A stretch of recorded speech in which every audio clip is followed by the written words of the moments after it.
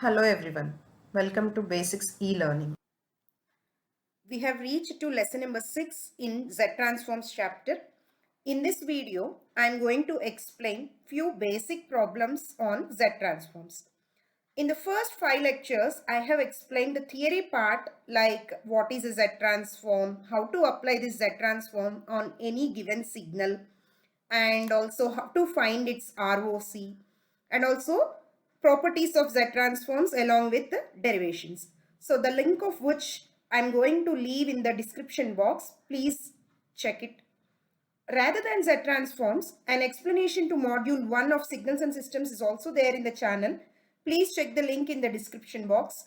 The concepts and the problems I have explained in those videos are very helpful for the students who are just started reading signals and systems subject.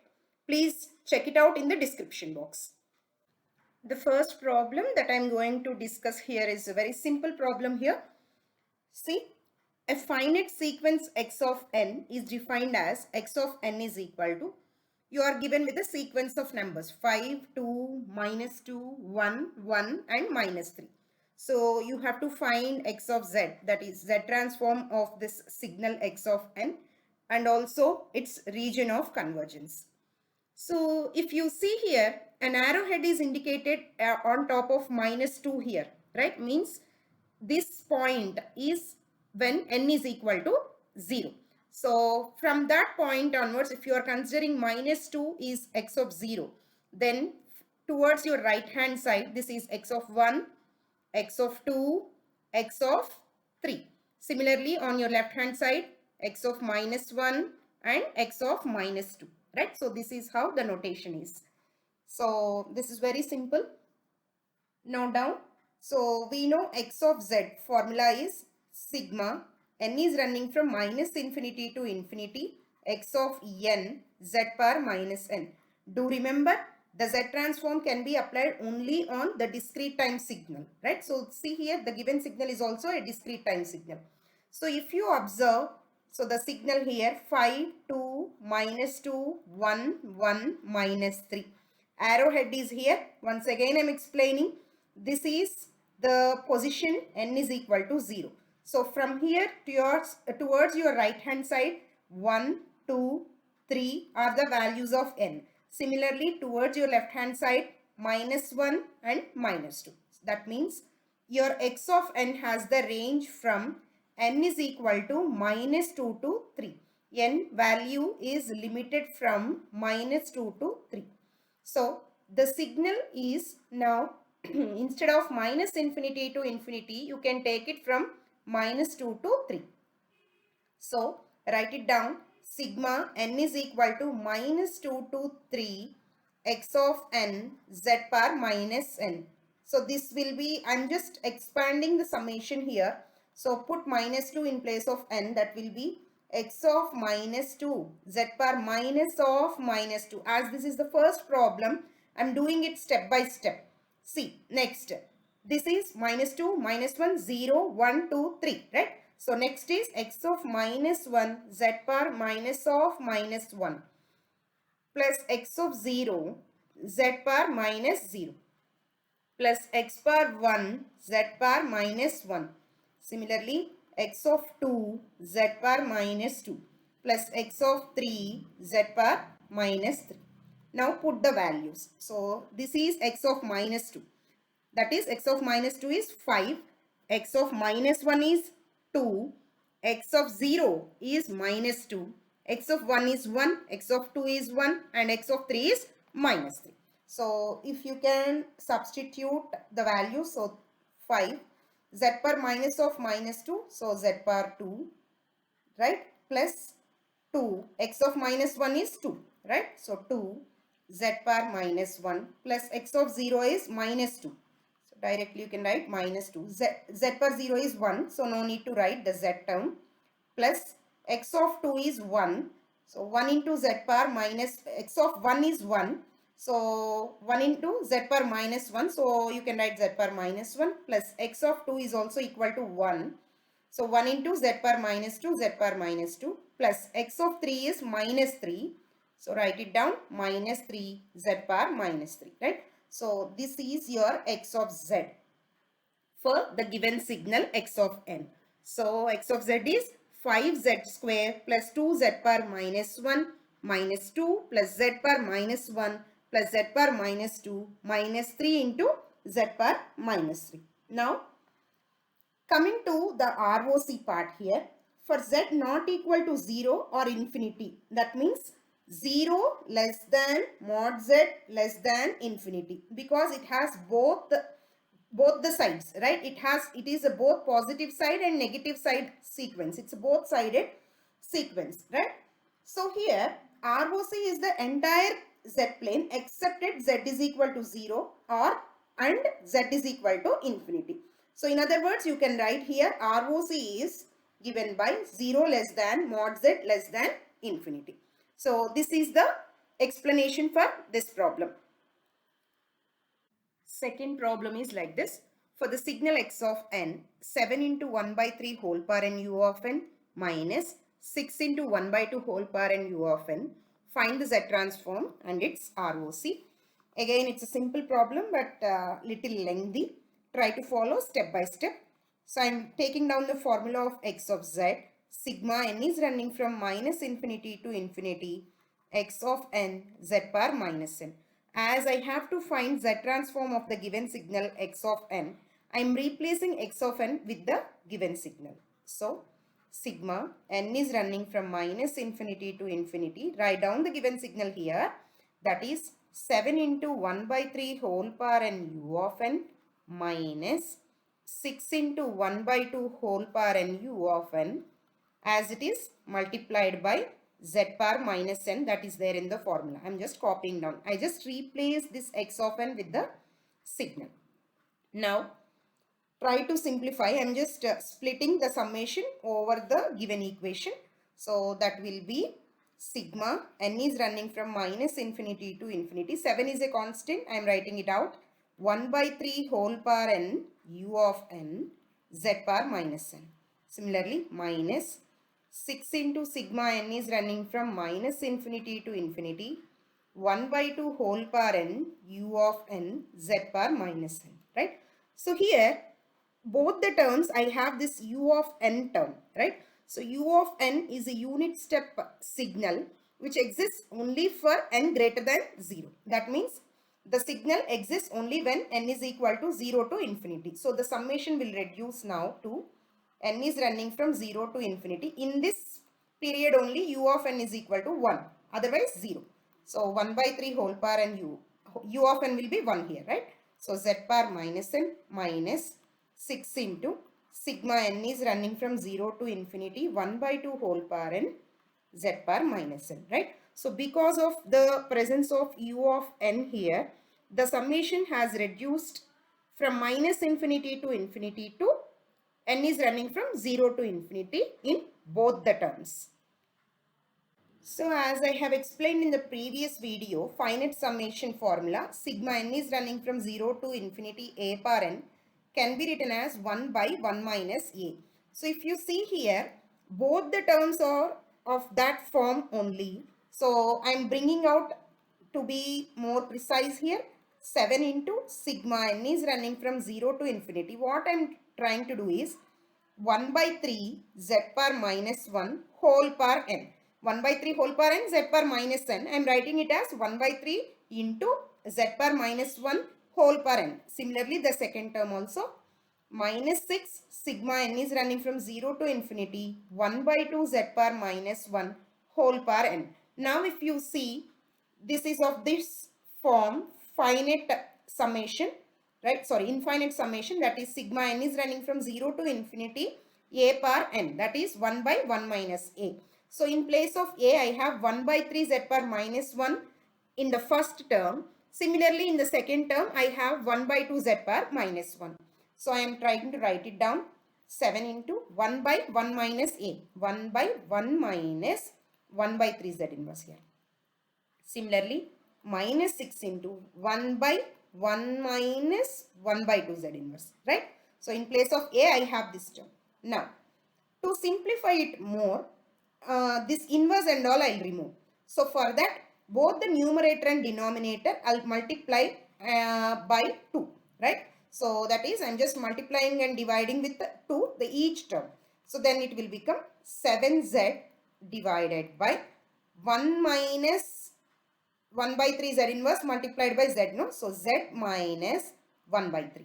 Z inverse into z is 1 minus 6 into z divided by 1 minus 1 by 2 z inverse multiplied by z. So that will be z minus 1 by 2. Furthermore, we can simplify this by taking LCM here. So the LCM is z minus 1 by 3 into z minus 1 by 2. Now it will be 7z multiplied by z minus 1 by 2 minus 6z multiplied by z minus 1 by 3. So write it down here. So denominator is z minus something form. So it is in that form only. You can leave it, right? So here you have 7z square minus 7 by 2z minus 6z square minus of minus plus 6z by 3. So you can write it as 2z. So if you can simplify more, 7z square minus 6z square is z square minus 7 by 2 plus 2. That is 2 minus 7 by 2. You will get it as 3 by 2z divided by z minus 1 by 3 into z minus 1 by 2. So that is nothing but, take z common in the numerator, z minus 3 by 2 divided by z minus 1 by 3 into z minus 1 by 2, right? So this is the required z transform. So remember, after solving your x of n for x of z, the z transform x of z should be in this form. Something in the numerator divided by the denominator should be of this form. Z divided by some z minus something. Z minus something. See how many may be the factors here, but it has to be z minus a, z multiplied by z minus b, or z minus a1 multiplied by z minus a2. That form only, right? Now the important part here is ROC. How to find out your ROC? So if you see, this is the Z transform of the question. The question given is 7 into 1 by 3 whole power n minus 6 into 1 by 2 whole power n u of n, right? So both the signals, both the terms in the given signal x of n having u of n, right? U of n means it's a unit positive signal. That means the signal exists only for the positive side. Means here always you have to take that mod z something greater than only. So what is that? Greater than means how much you have to consider here, right? So take the denominator, very simple. Take the denominator, take the first term z minus 1 by 3. That should be here greater than 0, right? So u of n means you will be taking mod z greater than 0. But I have two terms here, right? Z minus 1 by 3 and z minus 1 by 2.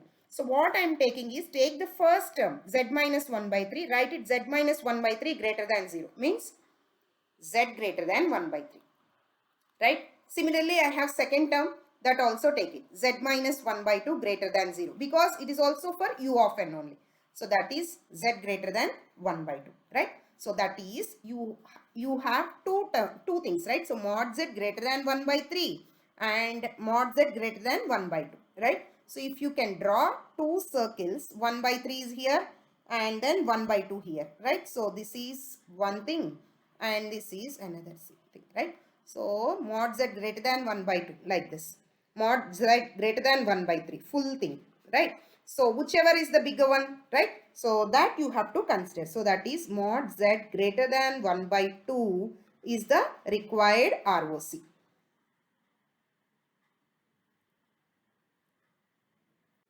Coming to question number 3 that I am going to discuss here is, determine the Z transform of x of n is equal to minus u of minus n minus 1 plus half whole power n here, half whole power n u of n. So find the ROC and pole 0 locations of x of z in the z plane. Right. So here if you see, it is a two-sided. It has two-sided sequences. It's a summation of two-sided. U of n means it's a positive sequence. U of minus n minus 1 means it's a negative side sequence. It's a combination of both. Now let us see how it goes. So we know the formula. So if you observe, every time I'm writing down the formula, better to write down the formula so that you will remember easily. So x of z is equal to sigma n is running from minus infinity to infinity, x of n z power minus n. As I have to find out the transform of the given signal x of n, I'm just replacing x of n with the given signal. N is running from minus infinity to infinity, minus u of minus n minus 1 plus 1 by 2 whole power n u of n, as it is z power minus n. I'm copying down. Now, if you see, u of n is a positive side sequence, you know, right? So, u of n is equal to 1 for n greater than or equal to 0. Means n is equal to 0 to infinity are the limits. Now, what is u of minus n minus 1? U of minus n minus 1 is also equal to 1. Now, the limits will be minus n minus 1 is equal to 0. Means n is equal to minus 1 to, right? A minus n minus 1 is running from 0 to infinity. Then you have minus n minus 1 is equal to infinity. Upper limit will be n is equal to minus infinity. So, for this signal, the lower and upper limits are minus 1 to minus infinity. Whereas, for the second part, u of n, as you know, it is existing only from 0 to infinity. So, that I am replacing the limits. The reduced limits here for the first term are n is running from minus infinity to minus 1 when it is 1, right? So, u of minus n minus 1 is 1 in this limit, right? So, minus 1 to minus infinity. In that range, it is 1. Elsewhere, it is 0. So, I am replacing u of minus n minus 1 here with 1. So, as I have minus here, that I am writing it as minus 1, right? So, minus 1 z power minus n I have, right? So, plus coming to the second term here. So, second term has u of n. U of n value is 1 only when n is running from 0 to infinity. Elsewhere, it is 0. So, you can limit the summation to 0 to infinity. 1 by 2 whole power n, u of n value is 1 multiplied by z power minus n, right? So, this is how you can simplify these two terms, right?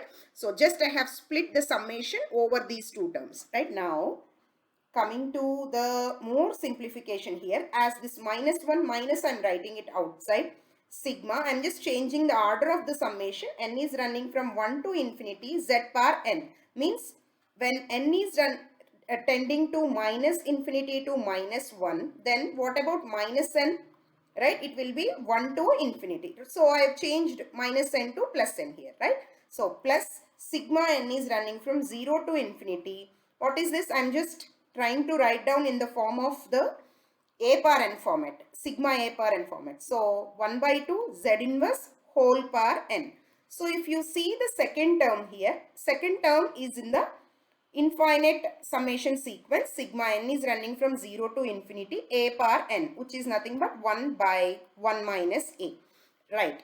But the first term, if you see, the lower limit is not 0 here, right? So, the lower limit is 1. So, if you have 0, then you can write it in the form of sigma n is running from 0 to infinity a power n. Then you can easily expand the sequence as 1 by 1 minus a. But here, sigma n is running from 1 to infinity instead of 0 to infinity. So, to change the order of limit summation here, if you want to keep a 0, one more z you have to add here.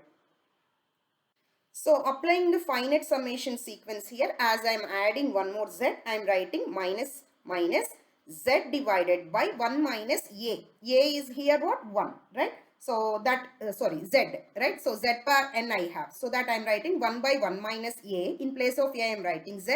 And as I have adding one more z, I am writing the numerator as z. Plus, again, this is of the form 1 by a power n, so that I can write it as 1 by 1 minus a. In place of a, I have 1 by 2 z inverse, right? So, write it as it is. 1 by 1 minus a is 1 by 2 z inverse, right? Now, we can simplify this more. The first term has only z terms, whereas the second term is having z inverse. So convert this into only z. So multiply numerator and denominator with the z. So what this minus also I'll change it. So z by z minus 1 I'm writing plus, so this will be z divided by the numerator will be z. The denominator comes to 1 minus 1 by 2 z inverse multiplied by z. So that will be z minus 1 by 2. Right? Now you take LCM. So z you can take out common. It will be 1 by z minus 1 plus 1 by z minus half.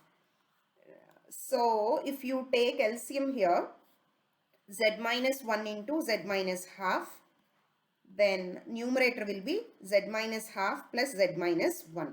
So this will become z multiplied by 2z minus 3 by 2 divided by z minus 1 into z minus 1 by 2. Right? So this is your x of z. So x of z is, here it is z into 2z minus 3 by 2 divided by z minus 1 into z minus 1 by 2. One more important thing, few students write 2 like this, z also like this. So it is very difficult for the examiner to understand. So write it with some difference. 2 you write it like this and z you write it like this. If you have the same thing, then you at least put a cross here so that you will show the difference between number 2 and z. Now coming to the important thing, that is ROC. So this is z transform of x of n minus u of minus n minus 1 plus 1 by 2 whole power n u of n. So if you observe, the denominator has two terms, right? So two factors means it has two roots, or two poles you can say, right? So now that you can write here as the denominator. When your denominator equating to 0, you will get poles. When the numerator you are equating to 0, you will get zeros, right? So now the two zeros here, the two poles here are z minus 1 is equal to 0 or z is equal to 1, z minus half is equal to 0 or z is equal to half. So you have two poles on your z domain, right? So if you can draw it here, so at half you have one pole with one circle, and at 1 this is z is equal to 1 by 2 and z is equal to 1. So two poles, I am drawing two circles, right? So now we have to determine the ROC. So as if you see, u of n means it's a positive side sequence. So the term that is related to u of n, you have to make it greater than 1, right? So that means here you have this z minus 1 by 2 is the term related, right? 1 by 2 whole power and u of n, right? So z minus 1 by 2 should be greater than 0, or z greater than 1 by 2 is the range, right? Coming to this part, the first part, this is related to left hand side sequence, that is minus b power n u of minus n minus 1. So for that, it is z by z minus b is the formula, where mod z is less than b is the ROC, right? So that if you are comparing here, mod z should be less than 1, right? So coming to comparing these two now, then you can write 1 by 2 should be less than z less than 1, right? So this is your ROC. As they said to mark the pole 0 locations on x of z in the z plane. So I have marked that, right? So this you can take y axis as imaginary of z, and this is real part of z, right? Now ROC is between half and 1. So this is half, z is equal to half, and this is z is equal to 1. So your ROC is in between, so that you can shade that part, right? So this is the shaded part is your required ROC for the given problem. So this is how you can calculate ROC and the Z transform of any given problem. One thing that I forgot to explain in this problem is marking the 0, right? So as I said, if you equate the numerator to 0, you will get the zeros locations on the graph, right? So 2z minus 3 by 2 is equal to 0. So z is equal to 2z is equal to 3 by 2, and z is equal to 3 by 4 is the location of 0. So 0 is always represented with a circle and pole is represented with an X mark. So 3 by 4 will be in between 1 by 2 and 1. So that will be here, right? So this is my 0 location and these two are poles. The last question in this video is determine the Z transforms of the sequence. X of n is defined like this: 0 for n less than 0 and 1 for 0 less than or equal to n less than or equal to 9 and is equal to 0 for n greater than 9. So for this you have to find Z transform and sketch pole 0 locations and ROC also, right? Now let us see. See here, first start with writing down the formula as it is. So x of z is equal to sigma n is running from minus infinity to infinity x of n z power minus n. Your x of n is defined differently for different ranges here, right? So suppose if n is less than 0, its value is 0. If it is 0 to n, then it has 1. If it is greater than 9, again it is 0. Means the signal exists only from 0 to 9, right? So that your summation will limit now to n is running from 0 to 9, right? There the value of x of n is nothing but 1, right? So 1 z power minus n. Again this is very simple. You can write it in the form of summation 0 to 9, right? So this is like 1, right? So that you can write it as z power minus n simply, right? So you have that summation expansion. If n is running from 0 to n minus 1, right, alpha per n, then you can write it as 1 minus alpha per n divided by 1 minus alpha when alpha is not equal to 0 and is equal to n when alpha is equal to 1 here. Right. So now here this is of this form, the first one, right? So n is running from 0 to n minus 1, right? N is running from 0 to n minus 1, where n I can take it as 10, right? It's a finite summation expansion. So that is 1 minus alpha per n divided by 1 minus alpha here, right? So that you can expand this in this form, 1 minus, right? So this is nothing but this more simplified form. In the same form, if you want to write, this is nothing but z inverse whole power n, right? So this you can write it in the form now, 1 minus z inverse. Here capital N is what? 10, right? N minus 1 is 9, so capital N is 10. 1 minus z power minus 1 whole power 10 divided by 1 minus z inverse. So start simplifying this one. So this if you write, this is 1 minus z power minus 10 divided by 1 minus z inverse. This power minus and all can be reduced. So for that I'll just multiply both the sides with z power 10. So that it will be z power 10 minus 1 divided by z power 10 minus z power minus 1 into z power 10, that will be z power 9, right? So this will be z power 9. So now you can write z power 10 minus 1 divided by z power 9 into z minus 1. As I said, always the denominator should be in that form, z minus something, right? So this you can simplify. So this is the required x of z here, right? So z power 10 minus 1 divided by z power 9 into z minus 1. So now coming to the calculation of ROC part, as you have seen, sigma is now running only from 0 to 9, right? That means it's a positive side sequence, that too limited sequence, right? So that means the ROC is entire Z plane except at Z is equal to 0. Entire Z plane except at Z is equal to 0. Only at Z is equal to 0 you don't have your ROC, right? Now coming to the marking of your zeros and poles. So as I said, first you have to equate. When you equate numerator to 0, you will get zeros. When you equate denominator to 0, you will get poles. Always zeros are represented with a small circle, whereas the poles are represented with an X mark. Now to calculate zeros, I am marking z power 10 minus 1 is equal to 0. So z power 10 is equal to 1. Means you have here 10 zeros, right? You have 10 zeros at z is equal to 1.